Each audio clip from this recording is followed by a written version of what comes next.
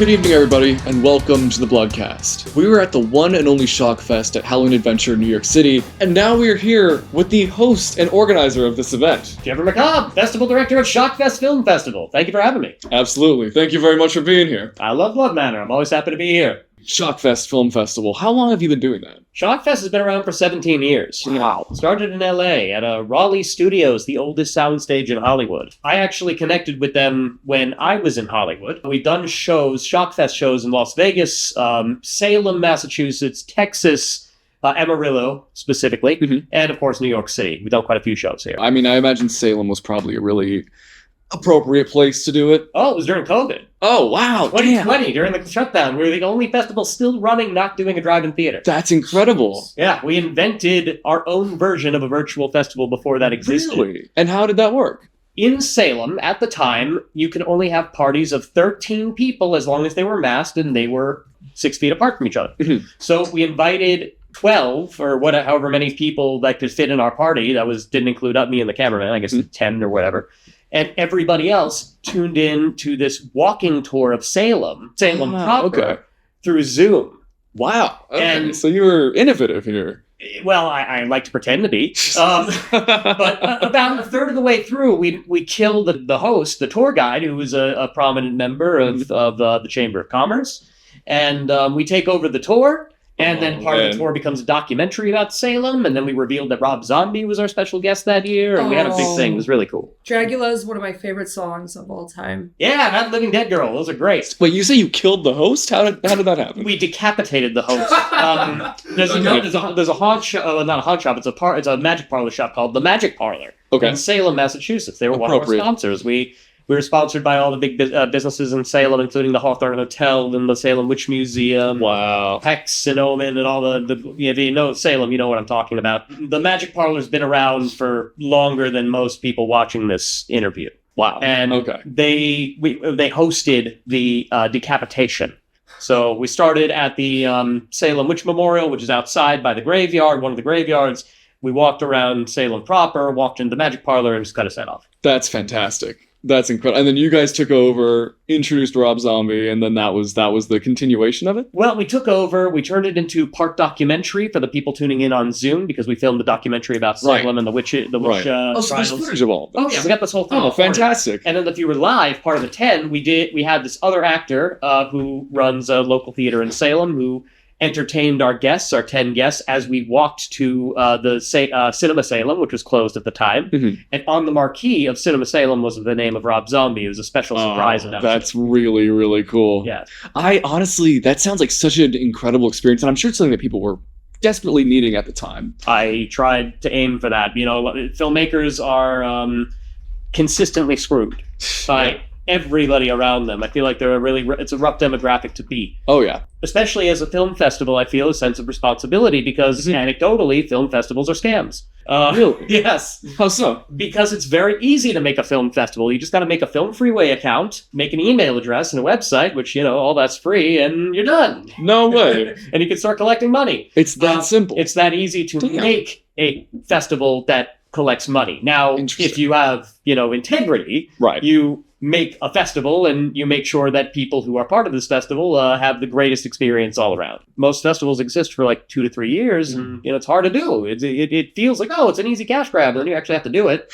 And it's like, this is a job. And frankly, at the end of the day, you're not getting paid a lot of money. So if you're a scammer, you can make money this way, but everybody's going to hate you. Fair enough. So my responsibility is to the filmmakers, number one. Absolutely. So anything we do is designed to make sure that they benefit. Most festivals don't provide that. Most festivals provide a screening, they provide an award ceremony, and maybe that's about it. Right. Yeah, I've heard some kind of horror stories. My mom's a filmmaker. The distributors as well, I've heard. Distribution is a racket. It is a complete racket. It's the guardians of media and entertainment for the artists, the independent artists, and they've created a system that essentially screws the artists. Yeah, it seems like it. It's mainly the main sort of thing that happened was they ended up printing all the DVDs for distribution. They were blank, which is that sounds like a distribution. Crazy. I won't name names, but I'll say in general, that's kind of what you expect with the experience of distributors. That's rough. filmmaking has, it's a dream that's sold to artists as a means of living. Right. Would you say that the idea is the dream kind of dead in a sense, or dying, I suppose? It's dead in any traditional sense. In any way that you think you can do it, it's dead. Right. If you're innovative, you can work around anything in life. Sure. If you're sharp, if you're smart, if you're good, you'll find a new way that's never been done before. You'll find some sort of avenue, some sort of thing, you're saying, basically? I'll promote one or two filmmakers. The Mahal brothers in LA and Vegas, they own a company called Mahal Empire. They raise millions of dollars to produce their own independent content, and their movies get sold. This is their lifestyle. They just produce movies, and they're really good at crowdfunding. On top of that, Steve Balderson is an amazing filmmaker, very prolific, and he wrote this great book called How to Find Investors, and it's targeted to the filmmaker. So it talks about the different personality types of the people who are willing to invest in movies, and how it's never the person you think it is. Really? Because the investors that are inclined to invest in movies, according to Steve, more often than not are not the people looking for an ROI. They're looking for something else. He spells out 5 personality types. Oh, interesting. Okay. That are all looking for 5 different things. Huh. And they're consistent view? I'll give you one. Sorry, Steve, I'll spoil one. This is the first one in the chapter. Gotcha. It's charity. Okay. People might want to invest in you or in your vision. That's not done for the intention of getting an ROI, because films don't get an ROI. Right. If you read Lloyd Kaufman's book, The President of Troma Entertainment, Make Your Own Damn Movie, he specifically emphasizes when you're asking for investments, you got to be honest and tell them this is not a money-making venture. Right. Yeah, that makes sense. Movies don't make money. Yeah. And if they do, it's like super rare, I would assume. Well, it's because movies can make money. But the people who are making the money are the distributors. Right. That checks out. That checks out. Because they created a system to allow film artists to not make the money off of their own movies. As a broad stroke, by the way. I'm not calling any one distributor out. This is kind of what this is. It's just the general system, you're saying, right? It's what filmmakers are facing today. Right. That, on top of the film festivals being a scam, on top of Hollywood falling apart, which we all see it falling apart. If you don't see it, you're not looking, or you're not paying attention, or you don't go to the movies. All that stuff makes filmmakers very skeptical. Yeah, that makes sense. And so when you do Shockfest, do you often have some sort of large, like, celebrity guest to kind of bring people in as well? We bring celebrity guests all the time. Oh, really? We have all guests from the starting filmmaker who is just like passionate and hasn't even got to film school, to people who've been working in the industry for 50 years. Wow, that's amazing. Yeah, so we try to run the gamut of all levels, and we want everybody to mingle with each other. We want you to, even if you're just a film fan, to be in the room with people who know what they're doing, so you can, through osmosis, learn what you can and provide value to them in one way or another. And we found a lot of people tend to collaborate, network at our events. That makes sense, yeah. Probably the biggest value to any live events, especially the small film festivals, by the way. Juliet Landau from Buffy the Vampire Slayer made this incredible movie called A Place Among the Dead that has been killing it in the indie circuit. You want to talk innovation, watch how she promotes that movie. Okay. Because it's innovative as hell, and it's grassroots. Her starting point is, I want to connect with my audience one person at a time. Oh, that's fantastic. I respect that. She makes a community of people. She does Zoom meetings with them, and she promotes the movie, and, just creates a community. It's awesome. Right. I will say, just from the film side, I also, one of my clients is in the music industry. I work in the music industry. I like book bands. I help artists get shows. That's another industry where creatives get kind of screwed in most cases. Yeah. It is very interesting because you see a lot of booking agents, especially in big cities, will scam artists and make them pay deposits, pay to play kind of stuff, which is that's the same thing that you're saying about film festivals. They create the event and they just get money from the artists. Artists get nothing. And you're right. It is happening in the music scene. I know tons of musician friends and even colleagues I work with. Yeah. They tell me the same stories. It makes sense when you think about it, because artists are super passionate about their product, and inherently art has no value. So if I make you a piece of art, it's going to be a different price depending on who I'm selling it to. Absolutely. Because different people are going to value it differently. Right. If I make a pill that cures cancer, that's different. That's got tangible value. Mm-hmm. And the people who are in charge of this industry are aware that filmmakers are super passionate about their products. And they put their all into it, and they're also aware that the filmmakers are poor. So it's very easy to sell them a dream, collect their asset, acquire the rights, and promise, hey, favors down the line. But the industry's falling apart, so... There you go. Do you think it's a collapse that is deserved? It's self-inflicted, for sure. Right. I mean, even when I moved to LA in 2010, I heard anecdotally back then the industry had already dead. It was just, it didn't look like it. It was like puppeteering up corpses stuff. And now it's very obviously a rotting, decrepit. It's too clear. Yeah, we all see it. Well, what's your favorite horror film? Something that you've loved that really just has an impact that you would recommend people watch? I was just at the film forum the other day in the Village, and I watched a double feature of two of my favorite black and white horror films, Onibaba and Kironeko. It was made in the early 60s. Okay. And so it's black and white, very traditionally Japanese, and both films take place during wartime. The country is famous for being in war for hundreds and hundreds of years nonstop. One is about two women whose husband was sent to war, and one was the wife and one was the mother, and he dies, that happens off screen. So his friend who was sent to war comes back, giving the bad news. The mother is kind of pissed off, and the daughter wants to move on and start having a relationship with the friend, but that's going to leave the mother dead because she can't survive alone. What they're doing to survive is killing lost samurai and throwing their body in a pit. Oh my god! And taking their weapons and selling them to people for rice. That's how wild. They can survive. It's insane. And then she gets a demon mask that she uses to try to scare her daughter-in-law from sneaking out at night and sleeping with the neighbor. But the mask gets stuck on her face. Whoa! This sounds incredible. It's it's awesome. It's an incredible movie. Kironeko is about the beginning of this movie. Trigger warning. It's these two women in the same scenario. Husband's off to war. The mother and the wife. These wandering samurai come into their little hut, steal their food, and just gang rape them. Damn, that's horrible. And then light their house on fire. And then the spirit of this cat demon comes and brings them back to life. Okay, to essentially seduce, lure, and kill wandering samurai. Wow. Okay. Until the husband comes back. That's fascinating. And so these are these kind of just movies that are like nothing else you could see? Those movies I don't see. I haven't seen anything like that in a very long time. Right. Big fan of Pumpkinhead.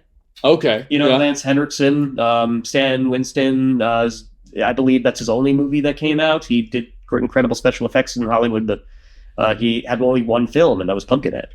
I've seen parts of it, but I haven't actually seen the full film. It's a dark fairy tale. Okay. About a man in the outskirts of it's the Southwest or whatever. I think it takes place technically in Georgia or whatever. His son is run down by a drunken frat boy who's out in the desert to ride bikes. But there is tale of this old witch in the woods who can summon a demon to bring vengeance for you, but he doesn't realize what that means. It means that he's psychically linked to this demon, and he feels the pain of everyone who he's killing, and he actually sees them die. That's crazy. There's a little more of a spin at the end. I won't ruin it. Okay, no spoilers for it, but that sounds awesome. It's just a fantastic story about how toxic vengeance is. Interesting. That's all it is. Wow. Okay. That's a very interesting plot, because I feel like the sort of idea of vengeance in media, but just in kind of culture in general, is kind of all over the place. Yeah. Often it's seen as either honorable or just obviously horrible, but there's very little nuance in the idea of something like you look at your Batman sort of characters where that's the whole thing, and it's honorable and noble. Well, Batman is not about vengeance; he's about justice. Right. But I know he's anecdotally, I am vengeance, I am the knight, and all that stuff. But I mean, when you talk to any comic book fan, they're going to say, "Oh, Batman's about justice." Whatever. Well, I guess depends on what Batman we're talking about. Yeah. I guess there's so many iterations that there's different. Frank Miller's Batman. That man's kind of crazy. I don't want to hang out with him. The same Batman that says I don't kill people, it keeps people. Yeah, he makes them paralyzed for life, but at least they're not dead, right? Frank Miller's Batman strangled the Joker and spit on him. Really? Well, I mean, they were old. The Batman retired. That's the. You ever heard The Dark Knight Returns? Dark Knight? No, I don't think so. Oh my gosh, they animated it into a movie, but it's a comic book, and it's a good adaptation. Batman retires for like a decade. Really? And crime changes. Okay. Like, the streets become rampant with like gang members, and the Joker disappears. He later comes back when Batman comes back as an old man. Really? Because he's so inspired to live and exist only by Batman. Huh. But by the end of it, Batman decides, you know what? Fuck it. This guy's killed too many people. I'm going to kill him now. Finally. Even if I'm in my late 60s. And so you say he chokes and spits on him? He chokes him to death, and he technically doesn't even do that. He breaks his neck. Wow. I thought it was like a... Yeah, he breaks his neck, and it doesn't kill him. Not hot. So the Joker decides to finish the job by continuing to break his neck. Yeah. Okay. And Batman says, yeah. And just spits on him. That's fantastic. Now it's back to hot. Yeah, now it's back. Yeah, okay, there you go. Awesome. It was not hot, and then it became... Well, it was hot, then with not the hot, spitting, then right? hot again. That's what I do to my enemies and my lover. The neck breaking just took it a bit too far. Yeah, I know, that's fair. He broke it a little bit. Like, he needed a safe word or something. You know what? Date a chiropractor so it can feel like they're breaking your neck, True. but it's safe, and it ends up helping you at the end of the day. You know what I'm saying? What is this Chiropractors kink feel called? great. Yeah, there's no kink on breaking your neck. All Hey. right. Not yet. recorded on Google. Sure. Yeah. Should we coin a term for it? I did Reaving. not look that up by Reaving. accident on Snap my other crack. clients. Oh, no. Google. Oh, no. I gotta delete this right now. Incognito mode. That's a fun explanation. Oh, my There God. you go. Yeah, how do I explain that to a client? A 60-year-old client. No! Sorry that I have Strangling's kink on your... funny. It is fun. It is fun. Homer Simpson, Bart Simpson. Tell me that's not funny. It's funny to snap someone's neck and watch them die. I'm just saying. It's hilarious, right, Autumn? No. I think... Not the dying part. Unless you're really into that kind of thing. Personally, not a fan of the dying part. Yeah, no, that's fair. I think without consent, it's not on the table. Yeah, no, Right. definitely not. What's your opinion on like more like the simulated snuff horrors, like a Mortem Underground? I have a place in my heart for it, and I feel like in the nature of that kind of stuff, when we're talking like Faces of Death, Cannibal Holocaust, Crocodile, I mean these really grisly movies, I think at the end of the day, movies, and this is a broad stroke, are designed to teach people a level of compassion. Even the snuff ones, it's just they do it in a roundabout way. Admittedly, there's always going to be some wicked fuck out there who wants to make something sick and get off on it, and that's, I get it. When that you really does make something that's like a simulated snuff, do you have to research using real footage? Or is it kind of like you work off of the fake stuff that exists? I mean, you don't have to do anything. I mean, you could any approach you like. But I guess supposing you want to make it as realistic as possible, like I know some Me in things. particular? Sure, yeah. I mean, if I were to do it, and frankly, I don't know if anybody really cares about my opinion on this. Okay. The way I have done it in the past was I researched the subject as much as I could. Mm-hmm. I try to know as much as I can. I think about what do I want on screen, and I try to create that. Interesting. That's okay. it. And what you want on screen, ultimately, the truth, and this is advice, is you want what people want to watch. Okay. You want to make that what makes people sense. want to see. Ultimately, totally that's all makes that matters. Look, I've failed in that a lot in my life. I've made tons of movies and shorts that ultimately I thought were great, but nobody really cared about. And I'm sorry to say, I see that a lot. Right. Right. If that's any advice I can give to any creator is, look, there's a reason for art to do it for yourself. Absolutely. Mm-hmm. But if you're looking to get out there in the world, think about what do other people want. Consumable. Consumable, yes. Yep. Yeah, it's about consumption. Yep. And I know it's a dirty word, consuming content. But that's the fact. I mean, you have to live. Shockfest, the festival I run, I'm really, really got my ear to the ground. I want to make something that you guys want, and if you don't like it, you guys are pretty quick to tell us. So we'll fix it. Hey, we're here for you. So you take feedback and you take it in stride. You have to. Mm-hmm. Why are we here? What are we doing? That's a good point. Jerking off, I don't get anything out of that. I gotta listen. If there's anything you want as audience members, you've got to be vocal. Speak out loud. Contradict the artist. If it's a good artist, they're gonna listen and they'll take your feedback. There you go. I respect that. I want to move into kind of the big Bloodcast question, right? And that is, what is your biggest fear? Watching time go by. and not doing anything for yourself, not accomplishing anything. Right, yeah. Thinking you're accomplishing something, and then 10 years down the line, you look back and you realize, oh shit, I screwed up step 2. And now my trajectory is off in another direction, and now I'm somewhere in Ecuador, and I'm aiming for Honduras. When I write horror for, commercial purposes, I tend to think about, in everything I write, I want the character or the audience that's going with the character. By the time they realize that something's a little off, it's already too late to fix it. Mm-hmm. Oh, yeah. So I try to put that in every one of my movies. I like that. Because that's one of the most horrifying feelings in the world. Yeah. Yeah. I screwed up and I can't fix it. Yep. Too late. That's horrifying. That's very tangible. Truly horrifying. I mean, sometimes another thing is like, for those who are writing horror, I tend to think about things that people are genuinely skeeved out about, like glass or breaking glass or putting your hand in things that are dark. Or, think about, right, that reaction you just had. That's what you want to look for. Find those things that make people go, ugh, and then write around that. Oh, interesting. Ooh, smart. Yeah. I like that. That makes sense. So you're writing around these general sort of discomforts and fears and making it like integrating it, or do you mean literally writing something around that fear in the sense that you want to really spread that sort of feeling to the people watching? Well, one of our filmmakers, I'll shout out this guy, Alexander Dietz. He's very prolific short filmmaker. Alex, make a feature. Make a freaking feature, because everybody needs it. They need your work as a feature. Alex, he made some incredible films. One was called Jumpin' Jacob. It was about this woman, short film. This woman's in a storage unit, finds this old sheet music and an old piano, and one's called Jumpin' Jacob, and it's got this creepy, smiley guy on it. And she starts playing the piano, and you see me jumping, it's whatever. But then the ghost of this creepy man starts following her, and then follows her to her room. And then the song starts playing. The next thing he did was a piece called Butterscotch, which was about a young kid at like a senior home with this guy who's an old man just kind of sitting there comatose with a butterscotch candy on his lap. Oh, man. And the kid's being a little shit. And he steals his butterscotch candy and eats it in front of the old man, but then suddenly he freezes up and the old man starts making this face, and no one can see it but the kid, and then his head starts floating over towards him. Oh my god. Closer. It's just this weird imagery. It sounds fantastic, though. But he just came up, what's something scary? What if I'm just kind of like immobilized and this face is coming close to me? Right. So he wrote around that. He wrote sleep paralysis, sort of? Kinda, but it's more like the ghost took him over. Right, right.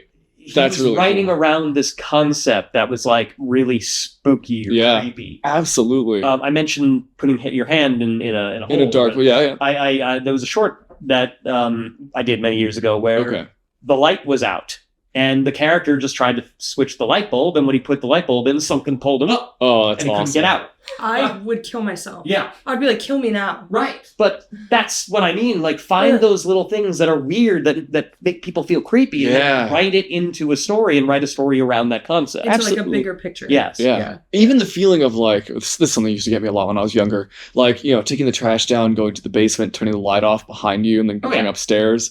That kind of adrenaline rush, like, I gotta get out of here before something like kills me. Oh, yeah. Sort of thing. Like, it's something so simple and I suppose irrational at the same time, but it's still so. Is it though? It's our animal brain. Yeah, no, exactly. Live in trees and sleep in trees, so we're afraid of under the bed because the tiger hate coming down. Yeah. Shockfest, we did a show in Las Vegas at a haunted hotel. We did a buyout of the whole hotel. So we had the whole building to ourselves, and the elevator would play weird, creepy music. That's fun. And it was and it had a single red light shining from above. That's awesome. Nothing happened in the elevator, but everybody was like, what's going to happen in the elevator? Yeah. That was it. So suspense. Little things. And we did turn other floors into escape rooms based off the movies. Oh, that's so cool. Shout out to Joe Luhan from Carcass Studios. His movie just premiered, Immortal Wars Decay's Paradox. Check out Immortal Wars, the franchise. His film, My Little Nightmare, won Best Cinematography, but he had a movie that premiered at Shockfest. It wasn't Billy. It was Atelophobia. These are all titles of his films. Sure. We turned one of the hotel rooms into his escape room based off of his IPs. That's awesome. So the killers in his movies, I mean, he's got a slasher in his film called Rust, and they were all in there with you. And really? So you had to escape the room while the killer was like on your back, basically, or like this killer was like chained up or whatever. Oh, I love that so much. Kind of stuff, That's fantastic. Yeah, we had there's a great repertory theater in Las Vegas. The I'm so sorry. I'm gonna butcher your name. It's not Las Vegas Repertory Theater, but they brought us a portion of their interactive show. Into the festival. So Interesting. Another room in the hotel was this encounter with this serial killer. Oh, man. Like it was his room. Like the concierge booked you in the wrong room. That sounds incredible. And now you're in a room with like this Ted Bundy kind of guy. Oh man. God. You don't like that, Autumn? I don't like anything. Yeah. Everything, like, that's fucking awful. That doesn't sound fun for me. The Majestic Repertory Theater. My brain works. There you go. Majestic Repertory Theater. Shout out to Majestic Repertory Theater. In Las Vegas, they're great. They're excellent. Autumn, how much would it take? How much money would it take? The least amount I would get paid to do something like Yeah, that? like an escape room that has an actor who's a killer, and you have to. You're on a time limit, right? Am I by myself or with the team? By yourself. Yeah. By myself. Yeah. Are the lights on or off? They flicker. Ooh, Oh, hell no. Nope. Let me think. So they're on a portion of the time. Basically, you're asking me how much I value my life, and for that, I will give you $25. Oh, okay. Just kidding. That's not bad. Well, no, it's perfectly safe. It's not a real killer. Okay, but I don't know that. You can say that. Do I trust His job you? is to make you feel like it's a real killer. Yeah. And here's the there thing you go. is, you guys see, I just jumped at the mannequin coming down the stairs, and I know is there. Yeah. So imagine That mannequin some dude, gets everyone though. That thing is some scary. dude who's this killer that I'm locked in a room with. No. And he's like, I want to be your friend kind of guy. Oh. Yeah. And he's like 300 pounds.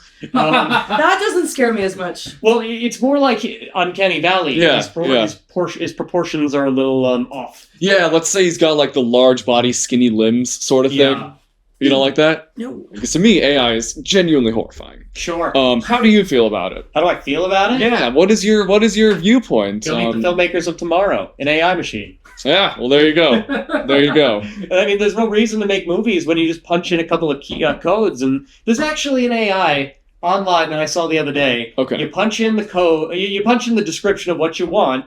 You punch in the description of the characters you want, and it makes you a straight up fucking comic book. No way. Yeah. That's insane. Comic book. How much? Like 4 panels or like a whole ass book? Like a page or two. I don't know. I didn't pay for it. That is wild. But that's insane. That's where we're going. I mean, with narrative and everything too. Oh yeah, that's where we're going. That's horrifying. It's not that long from now either. I mean, I know. In like a few months, it's gonna be like a couple of years. It's crazy. Yeah. I didn't think it was even capable of doing. It wouldn't be capable of doing the kind of stuff you can do now. Right. Yeah. And it's been like 5 months. Yeah. Here's the thing. There's always going to be value in a human-made product. Yeah. So I mean, for my business, like I do marketing. And I will say, like, my job is cut significantly down in work time because I can't think of anything for this client.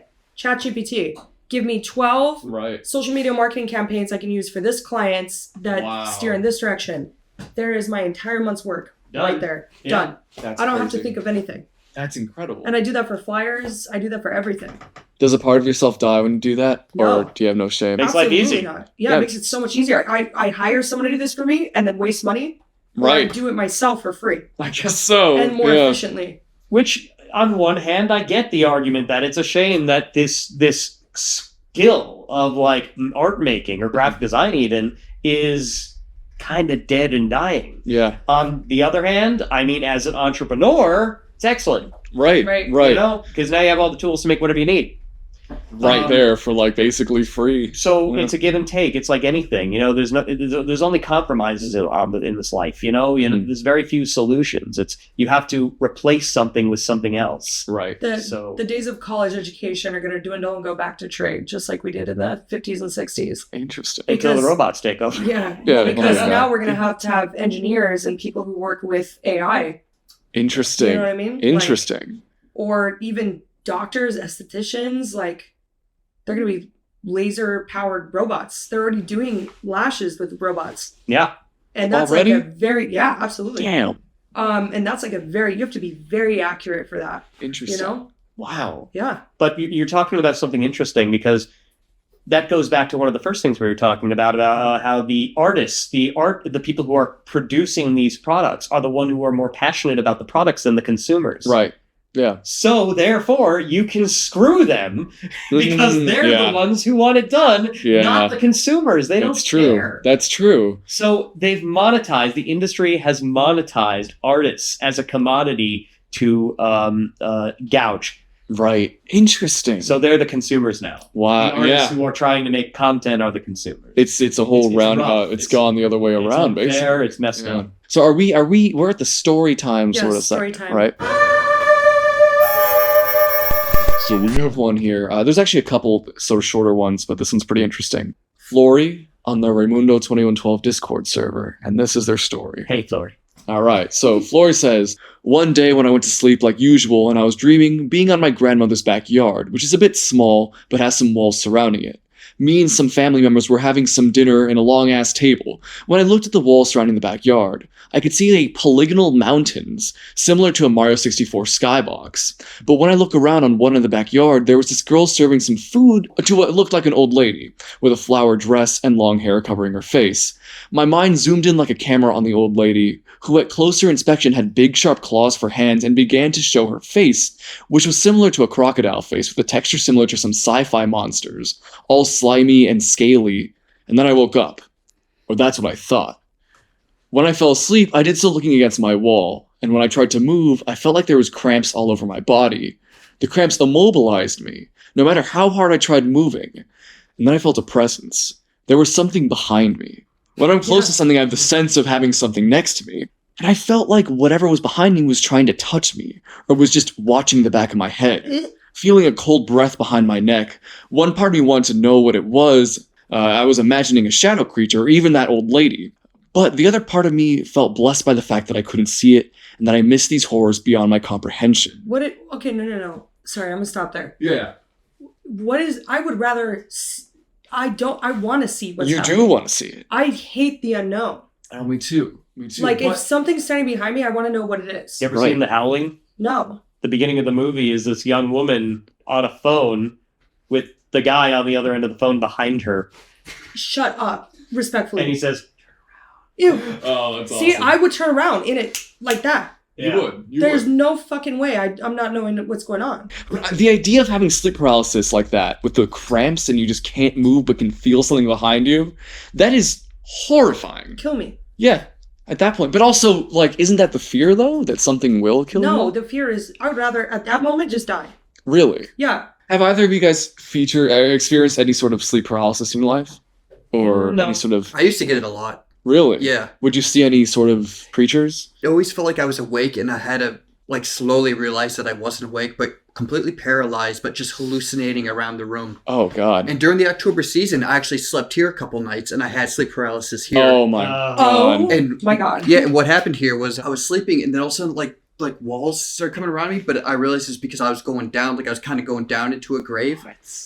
All these people in like mascot costumes, like like bobbleheaded mascots. Yeah. Started like marching around it, almost like the the elephants on parade from the fucking Dumbo cartoon. That was the last time I had sleep paralysis, and it did happen to be in this building. I've kind of experienced it before. No hallucinations, thank God. But I have experienced some mild sleep paralysis before. And you try to move, but it feels like everything is locked. It feels like you're an action figure that has no joints. So it's like the opposite of pop, lock, and drop it. What is that? The song pop, lock, and drop it. Exactly. Oh yeah. I mean, I guess so. No, you're just locked. Yeah. No. You're locked. Wait, so what's the end of this guy's story? So like, what happened? They said they woke up and washed their face, and luckily none of it was real. There's another story that comes in. This is a ghost story from Gooblin trademark. Hey, Gooblin trademark. You've got an Adam Sandler profile picture, which I respect. Iconic. Yeah, I love it. Which Adam Sandler? It's Adam Sandler's face on the guy from the Lorax's body. I see. Yeah. Okay. Right there. The Lorax? Yeah, the O'Hare, that's his name. Yeah. Hot take, the Lorax is kind of hot. The Lorax himself? Yeah. Danny DeVito? Yeah. No, like the animated one. Yeah, like Danny DeVito. Like the CG one? Or Don't ruin it for me. That's his voice actor. Okay, everyone thinks the Onceler's hot, but... The Onceler? How do you spell that? Onceler, I think? Yeah, I believe what? so. Like once, like once upon a time. This guy you think is hot? No, everybody online thinks he's hot. Yeah. Like he looks really like Ryan Reynolds. On like 4chan and Tumblr and all that stuff. I don't know, he looks like a child in that. Yeah, he does. Like he does. He's kind of like a twink. He totally is, yeah. Yeah, for sure. He's what they call the Tumblr sexy man. No, I don't get it either. I don't... Oh, him? Yeah, sure. If he was just a little bit taller... I know people like that. Really? But this is the thing, is he protects the earth. That's true. That's hot. True. Is that what's hot, or is it his mustache? Ooh, good question. I think it's a little bit of both. Like, would you still like him without the mustache? He looks like a Muppet. Would you date a Muppet? Which one? One that loves the earth. Yeah. Okay. Or speaks to the tree. I fuck with the animal. Janice. Who's Janice? She's the girl member of Dr. T's band. Yeah, for sure. She's the most like human looking, I suppose.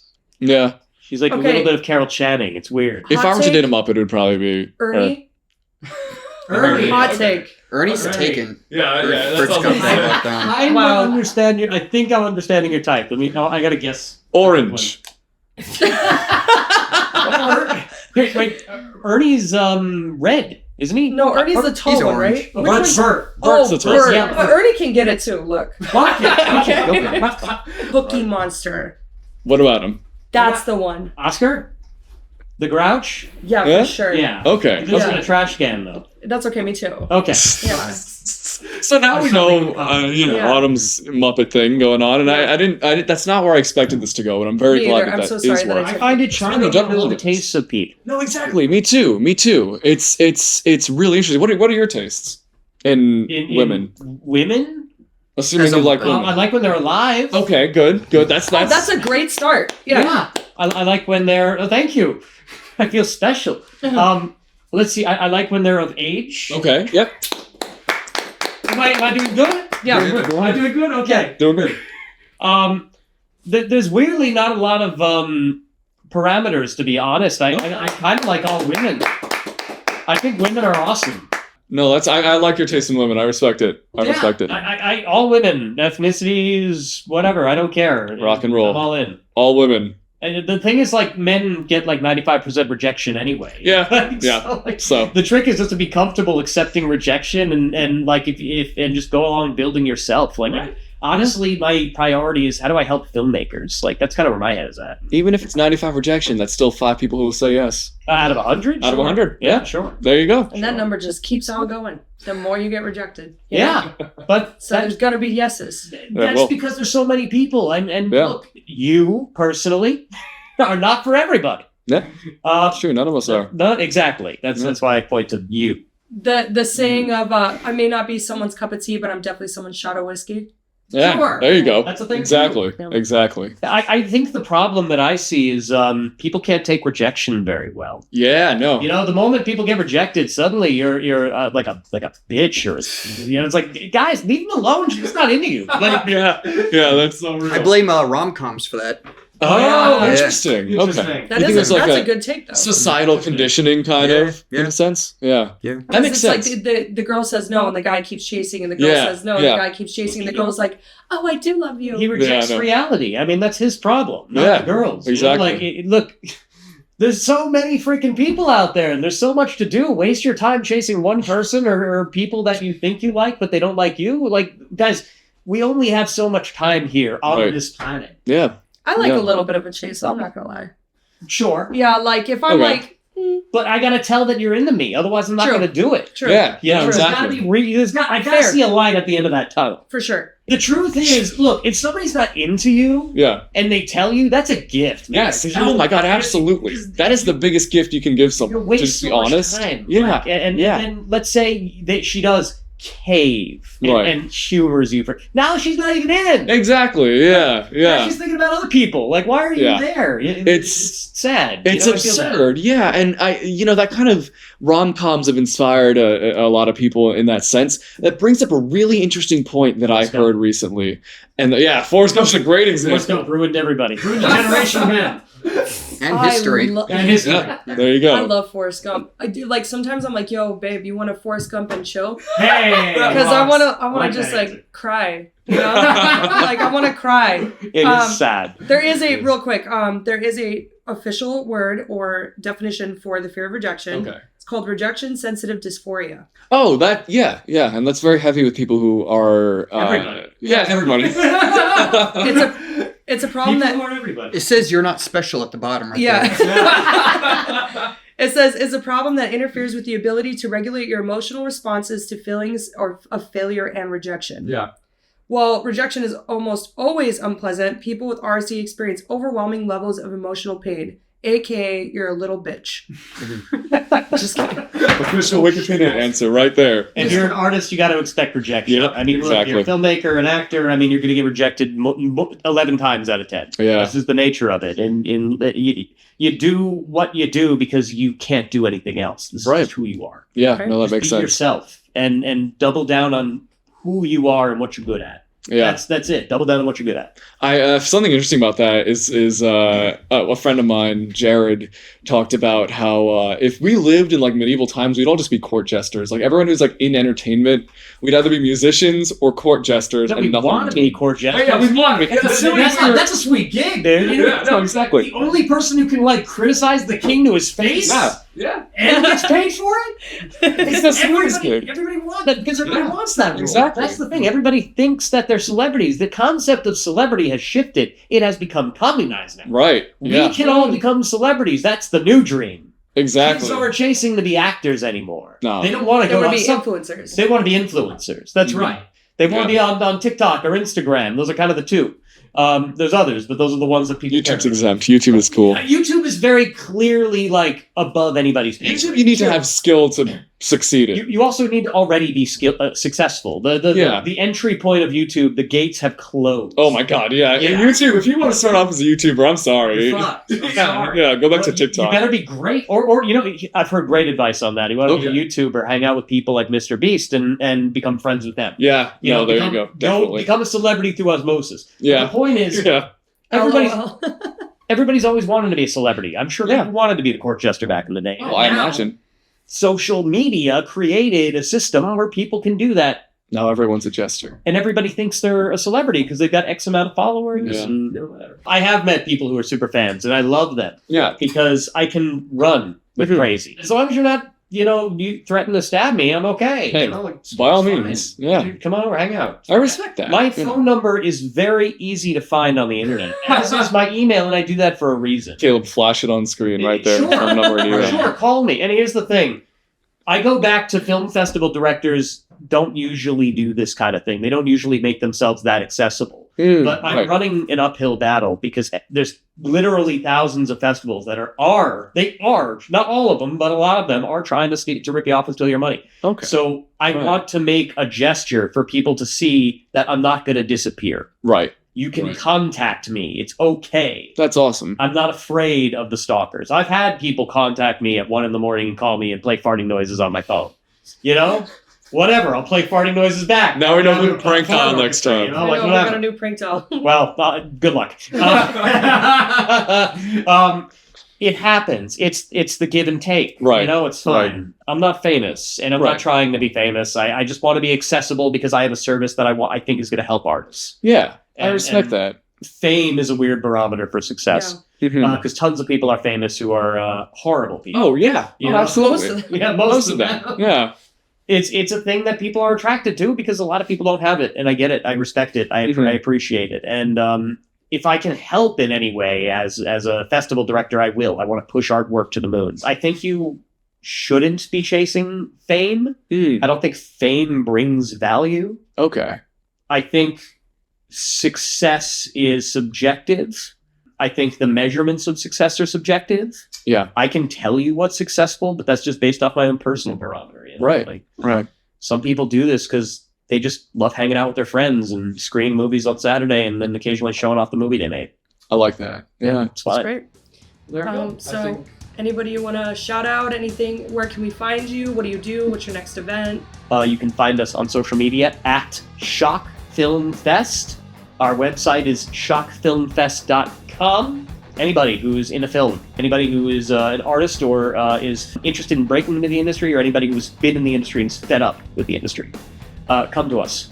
You can contact me. My email is on my website, shockfestfilmfestival@gmail.com. Share your work with us. Consider me a resource. You don't even have to pay us if you just want to chat. I can point you in the right direction. Let me know. We also are going to be doing Midsummer Scream, July 28th. That is a Halloween convention in Long Beach, California. Ooh, okay. That sounds fantastic. It is horror, but more Halloween. They focus on what is happening in this part of the country for the rest of the year. There are people I'd like to shout out. I mentioned the Hall brothers in Las Vegas, incredible filmmakers. I believe their movie Arena Wars is coming out pretty soon. I would love to shout out Joe Luhan from Carcass Studios, Luke St. Germain from Salem. He's got this a series of films that he's been making, short films. He works with people in Salem proper and just creates video, like movies, not just video content, but movies. Wow. He uses the whole city as like a leverage. It's excellent. That's awesome. We're waiting for a feature for you too, Luke. We need a feature. The Company We Keep was a great film. Carey Mark won Best Actor at Shockfest. I'm very proud to say that movie was excellent. Mentioned Juliet Landau, Place Among the Dead. I could go off. I'm just naming friends now. Fair enough. Yeah, Joe Castro was one of our guests. He's a special effects artist, also the creator of Terror Tunes, and he's got a great Facebook group called Movie Distributors to Stay Away From and Why. Oh, that's awesome. If you join that group, they will talk, they'll name names, they will show you contracts of distributors. You'll actually get the inside scoop on what's going on in the film industry, and you'll have people who are allies who are there to help you. So check out Movie Distributors to Stay Away From and Why on Facebook by Joe Castro. I shouted out Steve Balderson with his book, How to Find Investors. If you're a filmmaker and you're looking to raise money, or you're an artist or an entrepreneur and want to raise money for your endeavor or your project or your creative project, read that book. It's on Amazon for like $20. Thank you, Trauma. Lloyd Kaufman. He was at our event not too long ago. We've had some incredible films, incredible filmmakers. Shout out to everybody I just mentioned. And we'll be doing some events in the second half of the year. I also want to shout out Esposito's Sausage. This is a company that was created in the 30s, New York company. They still to this day make like very simple, amazing sausage. And they sponsored our event. They provided us with a ton of free food. We got to serve it at the Shockfest on March 8th. And you can actually buy some at espositosausage.com. Use the code SHOCKFEST for $13 off. And I mean it. They have chorizo, hot, sweet Italian. They got bratwurst, Irish bangers. They got literally everything you can. Everything you need. Amazing. It's really good ingredients. If you are a foodie, this is the sausage. That wraps it up for today's episode. I want to remind you that sharing your stories below in the comments is something that we want to hear, as we'll feature in future episodes. Your fear is what brings us joy. Please, bring me joy.